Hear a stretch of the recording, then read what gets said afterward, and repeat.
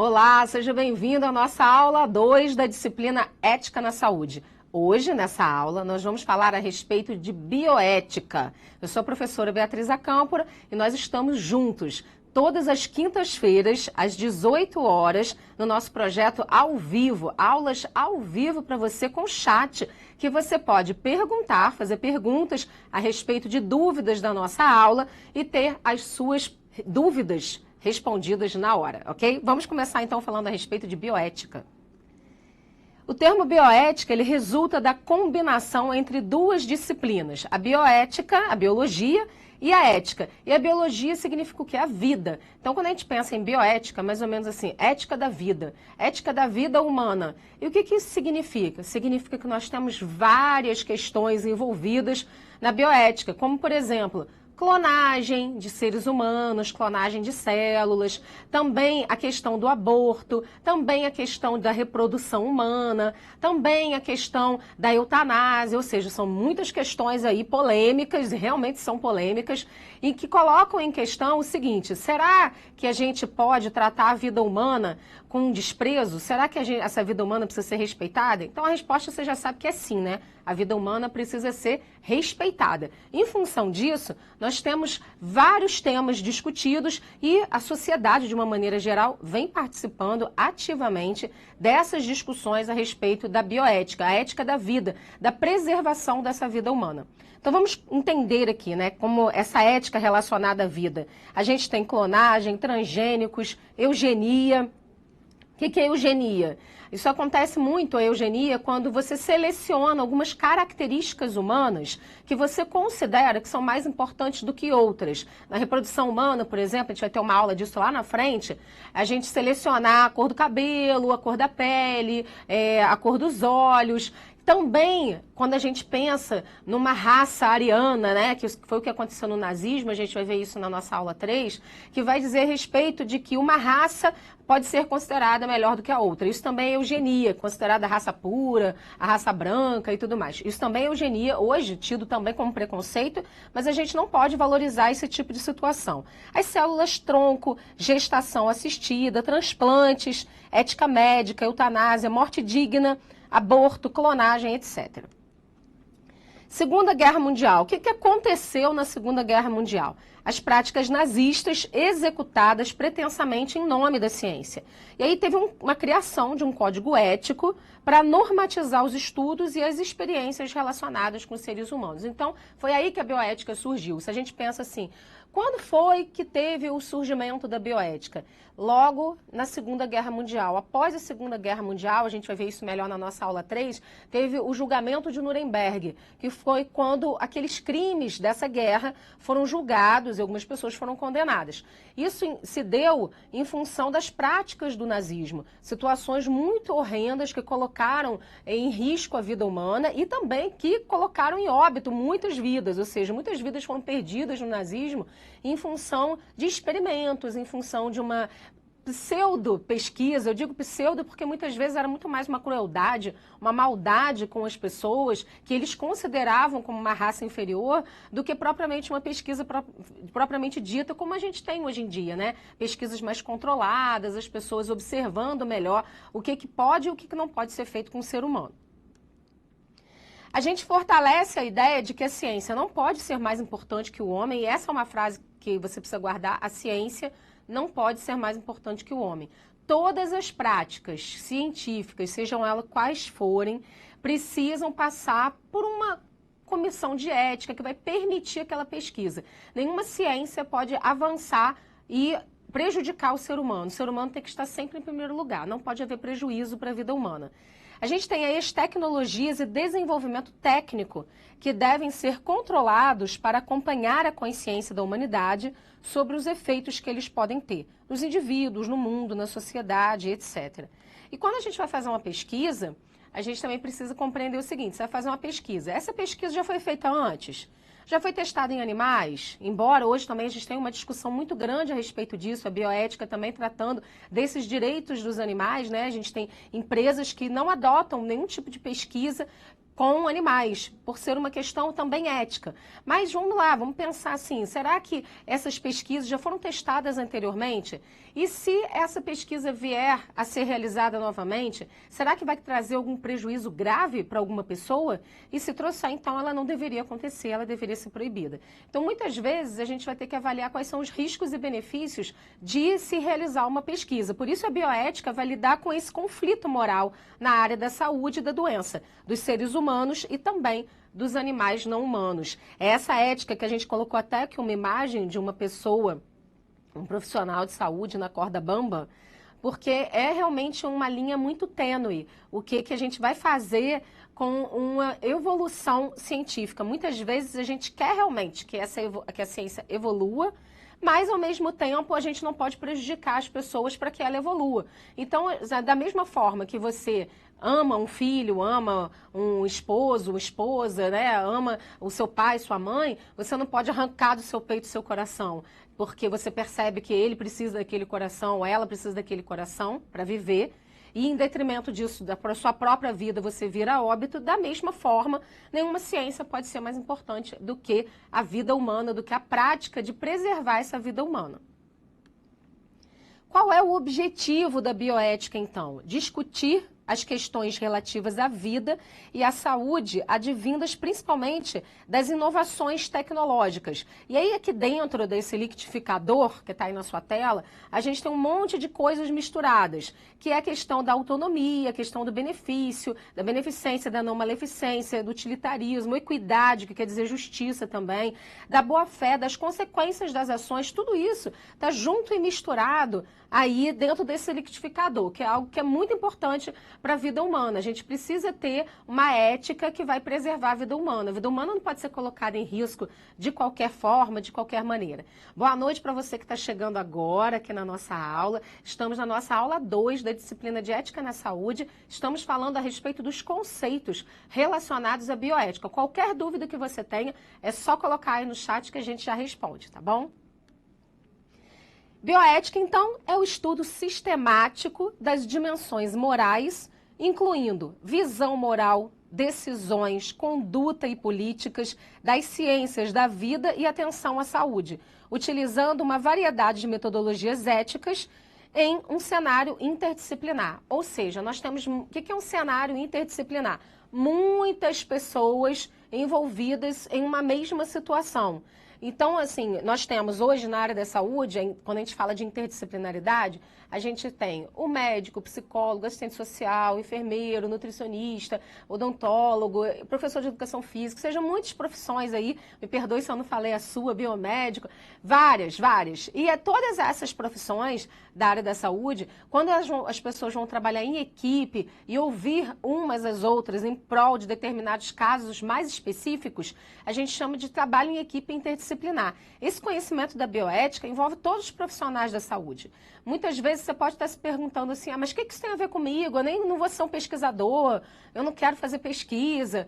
Talvez não agora, mas pode ser que você esteja trabalhando em uma unidade de saúde, por exemplo, e aí você começa a estudar o caso de um determinado paciente e daqui a pouco você queira escrever sobre esse caso.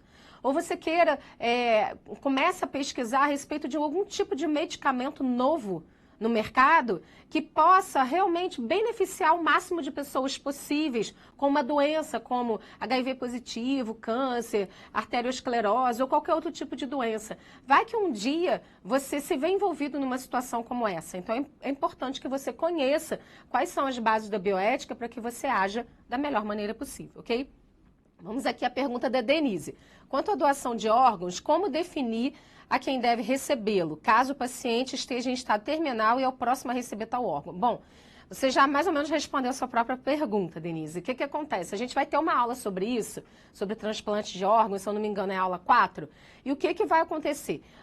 Hoje em dia, no Brasil, a doação de órgãos, ela é baseada no consentimento familiar. A família tem que autorizar tá? A doação desses órgãos. Não adianta mais você acreditar que vai deixar escrito em algum lugar que isso não tem validade nenhuma. O que vale é a autorização da família após declarada a morte encefálica do paciente, ou seja, a morte do cérebro. Mesmo que o coração continue batendo, porque muitas vezes existem aparelhos que fazem com que o coração da pessoa continue batendo. Então, é a morte da função cerebral. A partir daí, existe uma lista de transplantes, a gente chama de lista única, mas essa lista única é por região e também é uma lista única por órgão. Então, por exemplo, lista única para transplante de coração, para transplante de rim, para transplante de fígado, para transplante de córneas. Então, aquela pessoa que é a primeira da fila, ela vai ter prioridade. O que acontece muitas vezes é que a pessoa fica na fila tanto tempo que vem a óbito e não dá tempo de receber o órgão. Ou ainda, que mesmo ela sendo próxima da fila, aquele órgão que está sendo doado, muitas vezes pode não chegar até ela, em função de locomoção, da quantidade, da qualidade do transporte desse órgão. Muitas vezes a quantidade de horas de um lugar para o outro ultrapassa a hora de vida daquele órgão. Ou seja, são muitas questões. A gente vai tratar melhor desse assunto aí na nossa aula 4. A Cindy está perguntando, o conceito de quem é antiético perante a sociedade cabe também dentro da bioética? Sim. A gente pensa assim, vamos supor aqui, a eutanásia, né, que a bioética, ela trata de muitas questões. A gente vai ter uma aula, que é a aula 6, falando também sobre eutanásia.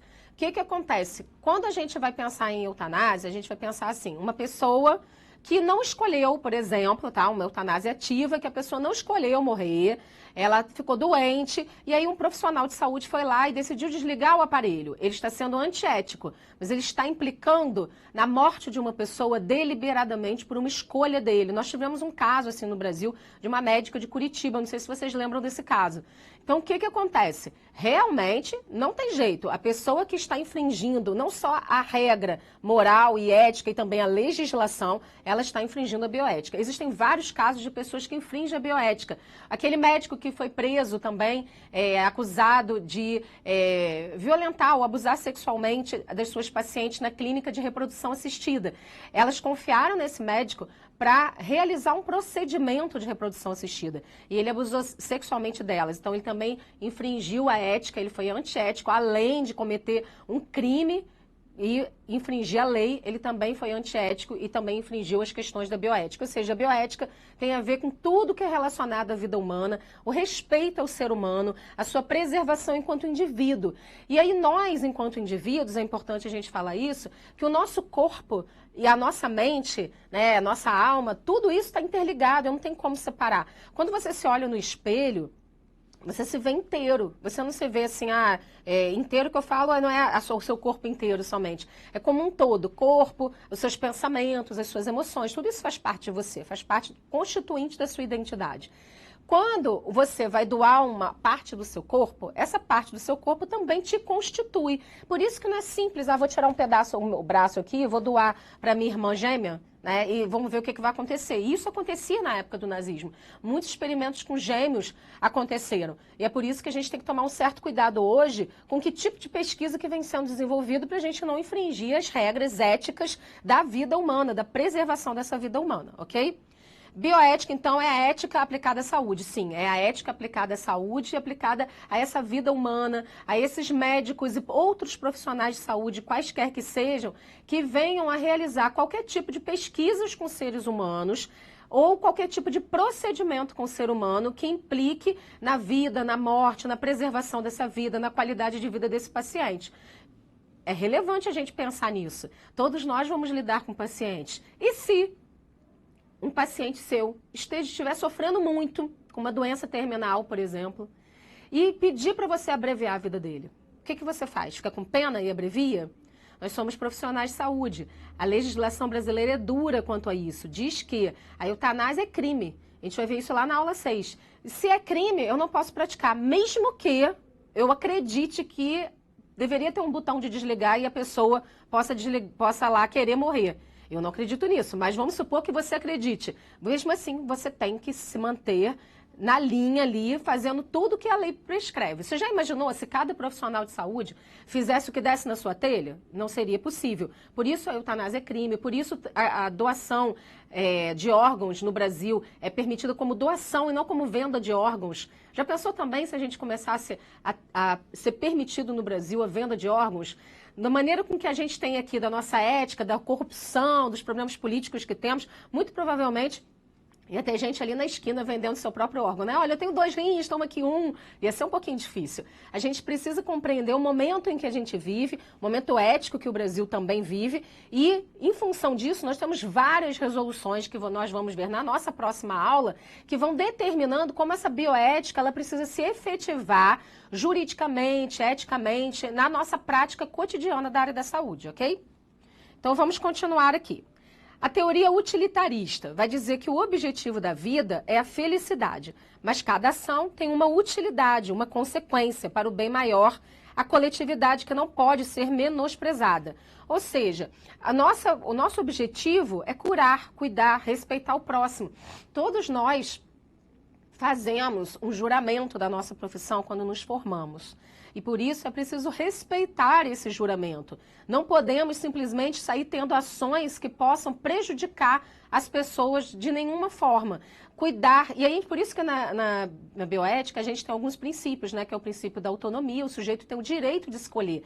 Antigamente a gente ficava numa porta de uma unidade hospitalar implorando para a gente ter uma notícia do paciente, um familiar, por exemplo. Hoje em dia não, né? Qualquer procedimento já vai sendo comunicado para você. Olha, agora eu vou ter um acesso à sua veia, o medicamento que vai ser colocado vai ser esse. As coisas mudaram de um modo tal que hoje em dia a gente consegue o consentimento do paciente para realizar determinados tipos de procedimentos. Então, se a pessoa vai ser internada, se a pessoa vai fazer uma cirurgia, tudo isso precisa de uma autorização. E muitas vezes por escrito essa autorização. A pessoa precisa consentir com isso. Não é sair fazendo como se o profissional de saúde fosse detentor de toda a verdade e o paciente não tivesse direito à escolha. Ele tem direito à escolha. Por isso que é tão importante a gente começar a observar a ação do cuidado com esse paciente, do esclarecimento para esse paciente. Informação nunca é demais, né? A gente precisa passar bastante informação para ele. O John Finnis, que foi um autor, ele diz que temas como o aborto ou a eutanásia não podem ser moralmente debatidos em termos de satisfação à qualidade de vida. Ou seja, uma pessoa não pode sair para a noitada, né, e aí de repente engravidar, e aí de repente falar, não, eu não quero, mas não quero ter o filho, eu vou praticar o aborto, porque se eu tiver esse filho, eu não vou conseguir estudar, eu vou deixar de sair para me divertir. Isso não é justificável. Essa é a questão que esse autor está falando, que pode ser uma explicação, mas não é uma justificativa, porque não é justo com aquela vida. Pensa-se dessa forma, ok? Então, por isso que em muitos países o aborto ainda é proibido. Embora a gente tenha aí um movimento feminista dizendo que com aquele discurso, aquelas frases que diz já que o meu corpo é meu e eu faço o que eu quiser com ele. Mas isso aí é uma outra polêmica, porque quando a gente for falar do aborto, na aula de reprodução assistida, a gente vai ver que existem muitas discussões a respeito disso. Alguns países ele é permitido e outros, na maioria dos países, na maioria não é permitido, justamente por uma questão bioética, de princípio, da santidade da vida e tudo mais. Não é algo que a gente está inventando. Isso aí você precisa conceber o seguinte: enquanto profissional de saúde, algumas atitudes vão ser cobradas de você. Enquanto pessoa, você pode ter as suas ideologias, mas é preciso separar as duas coisas, porque muitas vezes a sua ideologia enquanto pessoa não vai poder ser colocada na prática na sua atuação enquanto profissional de saúde, porque você não pode infringir o seu código de ética profissional, ok? Então, nós não podemos sustentar a defesa do aborto simplesmente pelo fato de que a gestante vai se privar de situações ou gratificações em função da gravidez. A bioética, então, ela vai buscar avaliar os fatos decorrentes de conflitos, descrevendo os fatos, normatizando determinadas condutas e protegendo os mais fracos nas disputas de interesse. O que isso aqui quer dizer? A gente vai falar já desses 3 princípios da bioética. Nós não podemos deixar de lado o elo mais fraco. Quem é esse elo mais fraco? É o paciente que está internado no hospital e que está sujeito aos cuidados do profissional de saúde. Se esse profissional de saúde for um profissional violento, abusivo, isso raramente acontece, mas às vezes, de vez em quando, a gente vê aí noticiado alguma coisa na mídia. Então, esse paciente ele vai ser esse elo mais fraco que vai ser prejudicado por esse profissional. Por isso que é tão importante a gente estudar a ética, quanto mais nessa atualidade que a gente vive hoje, né? Essa disputa de interesse, porque muitas vezes isso vem acontecendo no nosso país, a pessoa ela entra na justiça para conseguir um leito, a gente chama de judicialização, de leitos, da relação médico-paciente, da relação com o sistema de saúde. Então, muitas vezes, aquele paciente ele só consegue algum tipo de procedimento quando ele entra na justiça, seja um leito hospitalar ou seja algum tipo de reparo por algum dano que ele considere ter sofrido, ou pela negligência do sistema de saúde, por não ter conseguido algum tipo de atendimento e ter ficado com algum tipo de sequela, ou ainda, em função do não atendimento, ou ainda ter tido algum atendimento e também ter ficado com uma sequela. Exemplo, a pessoa foi operar a vista esquerda e operaram a direita. Olha que isso não é tão incomum aqui no Brasil, né? Já viram aquelas notícias de que fulano foi operar o joelho esquerdo e operaram o direito. E é por isso que a gente tem que tomar um certo cuidado e atenção em tudo que a gente fizer na nossa profissão. Eu vejo assim, que quando a gente faz o que a gente escolheu fazer, porque é uma escolha, né? Você está estudando uma profissão da área da saúde por uma escolha sua.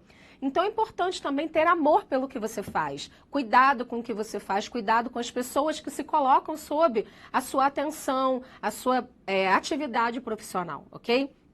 Então vamos ver agora essa tríplice atuação descritiva, normativa e protetora da bioética. Primeiro, é uma atuação descritiva porque é voltada para a descrição e análise de determinados conflitos. Esses conflitos que, por exemplo, acabei de citar. Normativa, porque com relação a esses possíveis conflitos, no duplo sentido de proscrever determinados comportamentos que podem ser considerados reprováveis e também de prescrever aqueles que são considerados corretos, ou seja, reprovar aqueles comportamentos reprováveis e reafirmar aqueles comportamentos que são tidos como corretos. A gente precisa avaliar isso e cada vez mais colocar isso de uma forma que seja benéfico para todos, porque muitas vezes nós, enquanto profissionais de saúde, acabamos pagando um preço muito alto quando você é um bom profissional de saúde, em função daquela pessoa que não exerce a profissão com o zelo que você exerce. E aí você acaba pagando o preço, porque aí começa a generalizar. Ah, todo profissional tal não presta, todo profissional tal é ruim. E as pessoas começam a generalizar em função, porque um não cuidou, um fez errado. Por isso que a bioética precisa normatizar também. Qual é a conduta ética que todo profissional de saúde precisa ter? E para isso existem os nossos códigos de ética, que eu já dei a dica na nossa aula 1. Se você está chegando hoje, não assistiu a aula 1 ainda, assista, é muito importante. E você vai começar a observar que cada código de ética da profissão tem lá os seus valores respectivos para cada profissão. Vê qual é o valor principal, os valores da sua profissão, para que você possa seguir adequadamente. E o terceiro item é porque essa aplicação ela também é protetora, no sentido de amparar, na medida do possível, todos aqueles envolvidos em alguma disputa de interesses e valores, priorizando, quando isso for necessário, aqueles mais fracos.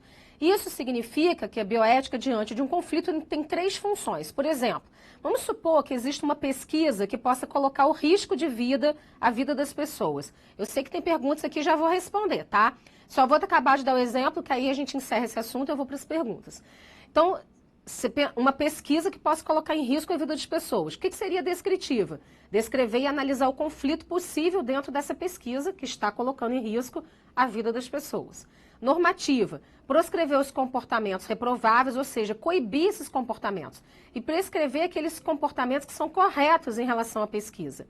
E proteger, amparar aqueles que estão envolvidos na disputa de interesse no processo da pesquisa, principalmente aqueles sujeitos mais fracos que fazem parte do experimento e correm algum risco. Então vamos lá.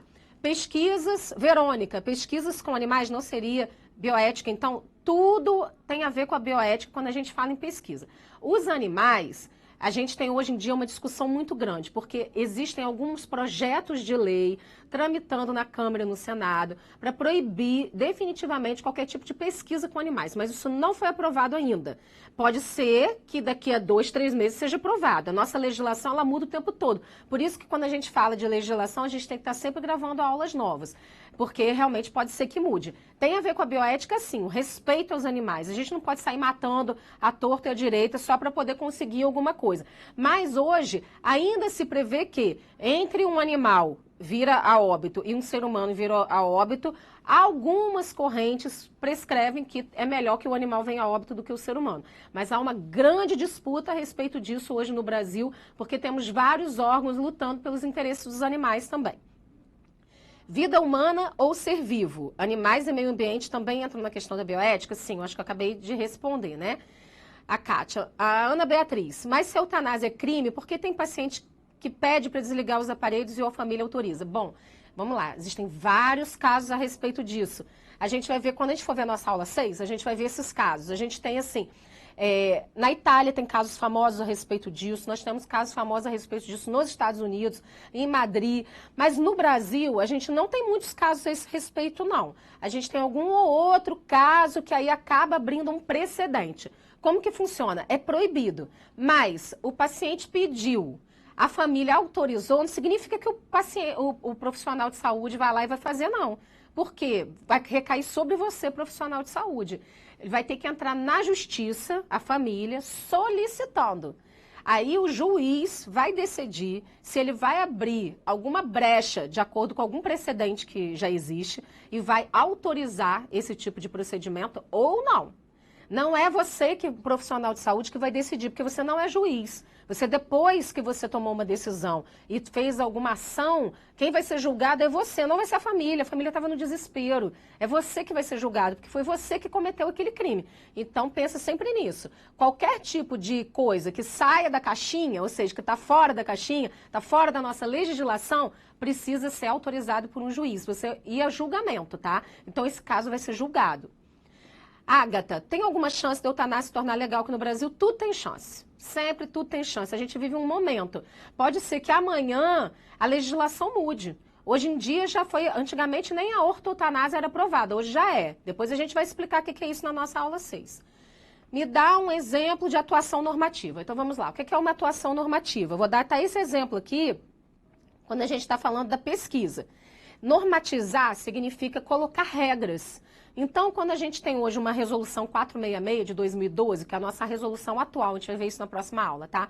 Que fala a respeito dos riscos e benefícios, de todas as ações que têm que ser feitas para que a bioética seja realmente respeitada, a gente tem uma normatização. Então, uma normativa é uma regra.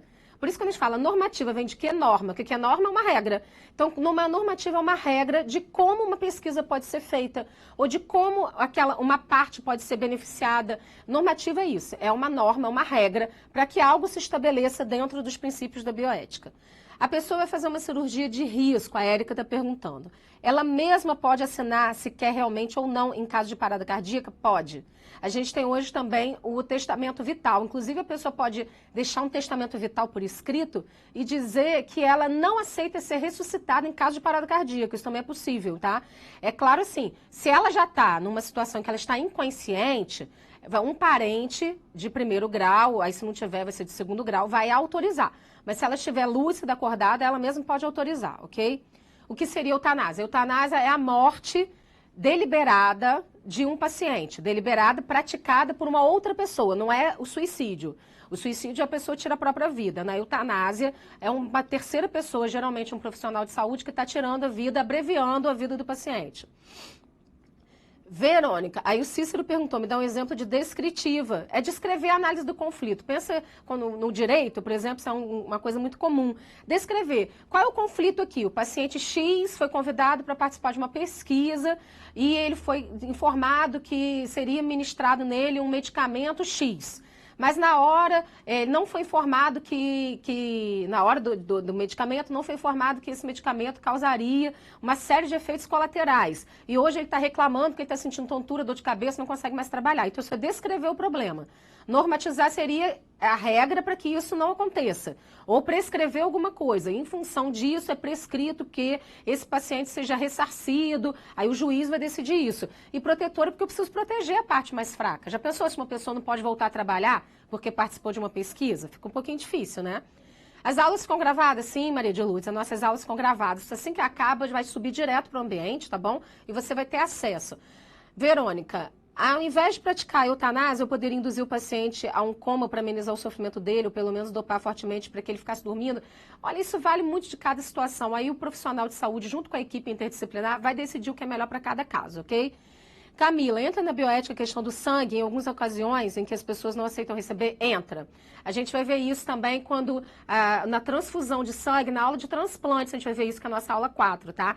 Quando na doação de sangue, a pessoa, em função de algum tipo de religião, algum tipo de crença, não aceita receber sangue. No Brasil, a gente já tem precedente a respeito disso, em que alguns juízes de São Paulo autorizaram a transfusão de sangue em crianças que os pais tinham proibido em função de ser de algum tipo de religião, ok? E aí o juiz determinou que a vida daquela criança ia correr risco, que ela poderia vir a óbito, então isso não poderia acontecer. E ele determinou que a transfusão de sangue fosse feita mesmo contra a vontade da família. Então isso é uma questão que pode acontecer. Eu vou responder a pergunta da Adriana, depois eu volto para cá e depois a gente volta para as perguntas novamente, ok?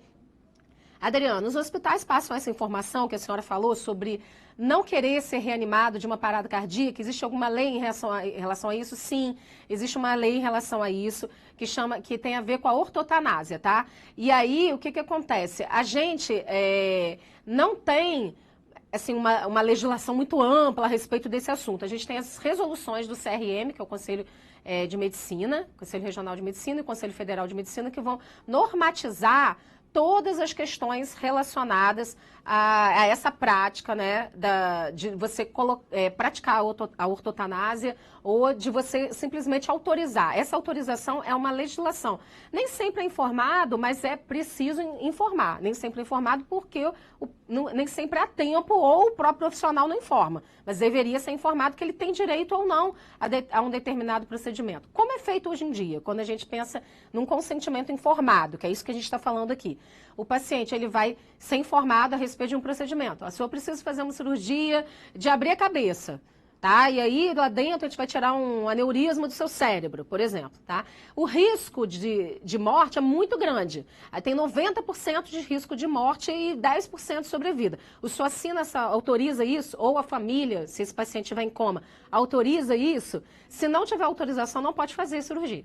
Vai deixar a doença seguir seu curso e a pessoa vir a óbito pela vontade própria. Isso é o testamento vital. Isso é a ortotanásia. A doença seguir o curso e a pessoa falecer naturalmente em função daquela doença. Mas eu não estou dando uma injeção letal, não estou fazendo nada disso. Apenas o paciente não autorizou aquele procedimento. Isso pode acontecer, ok? Voltando para cá, vamos lá dar continuidade.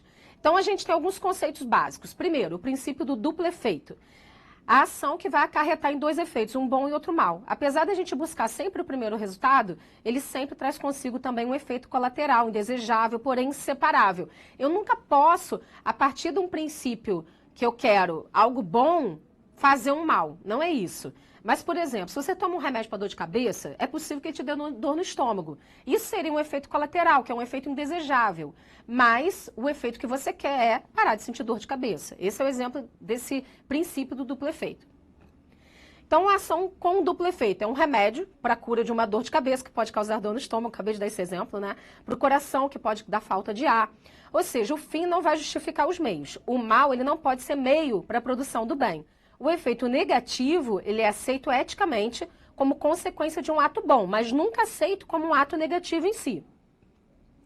Então, ele é um ato no qual os efeitos negativos sejam muito maiores do que o bem que ele possa acarretar. Isso não pode ser moralmente aceito. Então, gente, olha só, nunca a gente vai ter um risco que é maior do que o benefício sendo moralmente aceito. Não, esse paciente ele pode vir a óbito e se a gente fizer essa cirurgia, que é 1% de chance de vida, até os médicos eles vão falar que é contraindicado aquele tipo de cirurgia, porque a vida é o bem mais precioso, isso acontece, tá? Então, o ato bom, ele é praticado com boa intenção, a gente tem um efeito bom e a gente tem um efeito secundário, que é o efeito mau.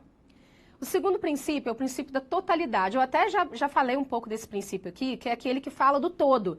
Eu não posso entender que a minha cabeça é separada do meu corpo, que o meu corpo ele é a junção do dedo mindinho, mais desse dedo, mais desse, mais desse. Não funciona assim, né? A gente é um todo. Eu não sou a soma das partes do meu corpo, a soma da minha emoção, a soma do meu psiquismo. Eu sou inteiro. Quando você se olha, você vê como um todo. Então esse é um princípio da totalidade, que é o princípio da Gestalt, de que a soma não quer dizer, a soma não é, a soma de cada parte não significa o todo. O todo é maior do que a soma das partes. Nós somos maiores do que simplesmente o meu corpo, ou simplesmente a minha mente, ou os meus pensamentos.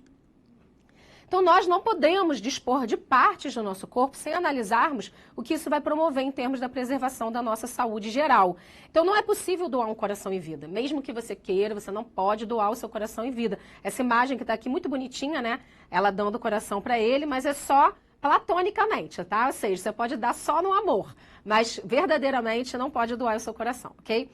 Os meios ordinários e os extraordinários de tratamento. É um procedimento padrão no tratamento de alguma enfermidade com aplicação de medicamentos ou processos terapêuticos que já foram testados. Então vamos lá. A gente tem os meios ordinários, que são aqueles medicamentos que já existem. Você vai comprar alguma coisa numa farmácia ou vai ter algum tipo de medicamento que é fornecido numa unidade hospitalar, isso é um meio ordinário. E o que é um meio extraordinário? São aqueles meios que estão em pesquisa ainda, que não estão disponibilizados no mercado. E aí, por exemplo, um paciente está com câncer. E aí ele quer realmente começar a ter uma proposta de tratamento diferenciado com algum tipo de medicamento novo. Não está à venda no mercado, ele vai se submeter a uma pesquisa, mas não está à venda no mercado ainda. Então, isso seria o meio extraordinário. Quais são os pontos importantes? Os avanços tecnológicos rapidamente podem se transformar num meio extraordinário em um meio ordinário, e do ponto de vista ética, a gente só justifica a aplicação de um meio extraordinário quando todos os meios ordinários já foram tentados, é claro, né? A justiça, cada um deve receber aquilo que lhe é merecido pelo direito ou pelas ações dos seus atos. Então, casos semelhantes devem ser tratados de modo semelhante e casos diferentes tratados de modo diferenciado. Ou seja, se dois pacientes são pacientes de HIV e um tem pneumonia e outro tem um resfriado, a gente precisa dar um medicamento para cada um. Aí isso chama-se equidade, a justiça de acordo com a necessidade de cada paciente. E aí a justiça, né? A gente tem a justiça comutativa, que vai definir padrões relativos à equidade nos mais variados tipos de trocas, como, por exemplo, determinação de preços e salários. Equidade se refere à justiça, tá? Senso de justiça. A justiça retributiva vai estipular sanções legais para violação das leis e determinar os meios de garantia que o que é devido seja pago ou restituído. Por exemplo, se uma pessoa rouba, vai presa. Se um motorista dirige bêbado, ele vai pagar uma multa e pode ter a suspensão da carteira. Isso vai impor uma pena proporcional ao mal praticado. É um compromisso do infrator. Ele paga a multa, ele cumpre a pena. Isso é a justiça retributiva. E a justiça distributiva é aquela que distribui, que partilha os bens e benefícios sociais, garantindo a cada um aquilo que lhe é devido na distribuição de um todo. A aposentadoria, por exemplo, é um desses benefícios. E aí o quinto princípio é a santidade da vida humana. A vida é o maior valor a ser preservado. Qualquer intervenção, interferência produzida sobre a vida precisa obrigatoriamente ser avaliada em termos éticos e morais e deve ter o sentido da sacralidade como paradigma central das suas considerações. E aí vamos brevemente aqui, para a gente já ir encerrando a nossa aula, passou rápido demais hoje, né? Os 4 princípios básicos ou os pilares da bioética. Eu já falei um pouquinho no início. Beneficência, não maleficência, autonomia e justiça. Beneficência é fazer o bem, né? Aquilo que a gente quer, fazer o bem para o paciente, ver o paciente bem, né? E o que significa não maleficência? É justamente o contrário, não fazer o mal. Aí você vai falar, poxa, mas espera aí. A não maleficência, então, não é a mesma coisa que beneficência? Não. Porque, olha só, sabe aquela coisa assim, se você não pode ajudar, também não atrapalha? É exatamente isso aqui. A beneficência é você ajudar o paciente, fazer o bem para ele, para que ele possa se recuperar. A não maleficência é não atrapalhar a recuperação do paciente, é não fazer o mal e não prejudicar a recuperação desse paciente. Autonomia. Todas as pessoas têm a liberdade de decisão sobre a sua vida, a autonomia, capacidade de autodeterminação dessa pessoa que precisa ser respeitada. Então, existem 2 condições fundamentais. Primeiro, a liberdade e a informação. Toda pessoa é livre para escolher e ela precisa ter informação para escolher. Sem informação, você não consegue escolher, ok? E a justiça, que vai se referir à igualdade de tratamento e à justa distribuição das verbas do Estado para a saúde, para pesquisa, etc. Incorpora-se a ideia de que as pessoas são diferentes e que, portanto, também são diferentes as suas necessidades. Eu agradeço imensamente, mas antes da gente se despedir, vou responder 2 perguntinhas aqui, tá? Eu sei que são muitas, gente. A gente tem mais de 200 pessoas na nossa aula ao vivo hoje. Agradeço muito a participação de todos vocês. Então, eu vou perguntar aqui, estou gostando da sua aula, muito obrigada. Tem um personagem do filme, Como Eu Era Antes de Você, que o personagem em si decidiu tirar a própria vida, porque sofreu um acidente e ficou tetraplégico. Foi eutanásia? Não, aí é suicídio. Pode ser suicídio assistido se tiver um terceiro ajudando, um amigo, um colega, alguma coisa assim. Ana Beatriz, se o paciente não tiver familiar e ele não tiver em sã consciência de assinar esse testamento vital e por conta da doença ele precisa ser operado, o que é feito? A família tem que autorizar. Se não tiver família para autorizar, existe um juizado especial e o juiz vai determinar, tá bom? E o médico tem que seguir o que o juiz do juizado especial determinou. Jennifer, um paciente internado lúcido autoriza... Ih, cadê? Me perdi aqui agora. Aqui, tá aqui. Ele autoriza a desligar o aparelho, mas os familiares não concordam, o profissional pode desligar? Não, não pode desligar, tá? Não pode. Ele não autoriza, nenhum paciente autoriza nada. Desligar o aparelho para a própria morte, não. Porque quem vai desligar o aparelho não é o profissional, então ele está cometendo uma infração, ok? O que é meio ordinário, remédio que você encontra na farmácia. Pronto, ficou bem claro assim, aquilo que já existe disponibilizado. Medicamentos, tratamentos disponibilizados. E os extraordinários é aqueles que ainda estão em pesquisas e não estão disponibilizados. Gente, adorei, ainda teria outras perguntas para responder, vocês podem baixar as aulas, tá? Fica disponibilizado para você. Agradeço imensamente a sua participação, até a aula 3 a gente se vê.